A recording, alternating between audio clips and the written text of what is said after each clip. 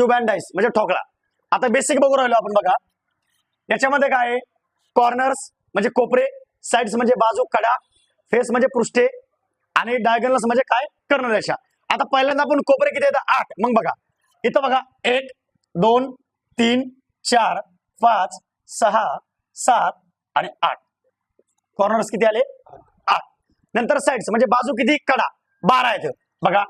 1 2 3 4 5 6 7 8 9 10 11 आणि 12. ओके, म्हणजे काय झालं, बाजू पण तुम्हाला प्रकटपणे दाखवल्यात 12. नंतर काय आहे, पृष्ठे म्हणजे काय, फेस. आता पृष्ठ बघा, हे वरचं 1, खालनं 2 3 4, समोर 5, बॅक साइड नेक 6.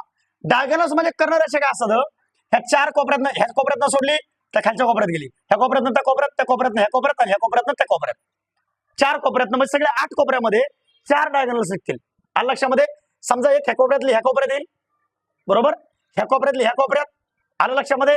एक ह्या कोपऱ्यात आणि ह्या कोपऱ्यात, आलं लक्षामध्ये. परफेक्ट समजलं. नंतर काय बघतो आपण, टाईप नंबर 1 बघू. बेसिक आहे, विरुद्ध पृष्ठावरील अंक, अक्षर, चिन्ह किंवा रंग ओळखणे. आता आकृत्या 2 दिलेत का नाही, हा एकच का नाही, फक्त हा विभाजित केलाय. म्हणजे इथं 3 पृष्ठ घेतलेत आणि इथं 3 पृष्ठ घेतले आपण.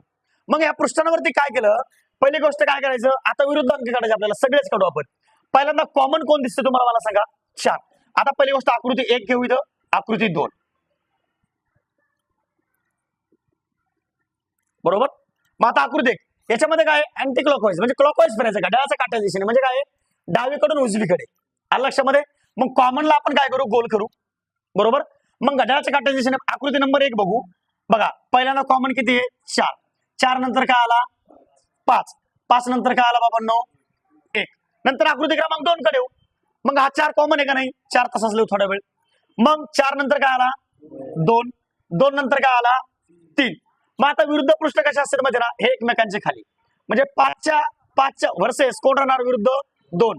1च्या विरुद्ध कोण राहणार 3. आता कॉमन 4 आहे, त्याचा 1 घ्यायचा. याच्या वर्सेस ऑटोमॅटिक तुम्हाला कळेल कोणता अंक असेल 6, कारण पृष्ठ एकूण 6 आहेत ना, बरोबर. मग 6 पृष्ठावर 6 नंबर बसतील. मग 1 नंबर त्याने दिलेला नसतो. कधी कधी तुम्हाला 6 नंबर द्यायचे म्हणलं तर 3 घानांमध्ये दिलेले असतील. लक्षामध्ये 1 2 3 4 5 6 पृष्ठांना 6 अंक असतील.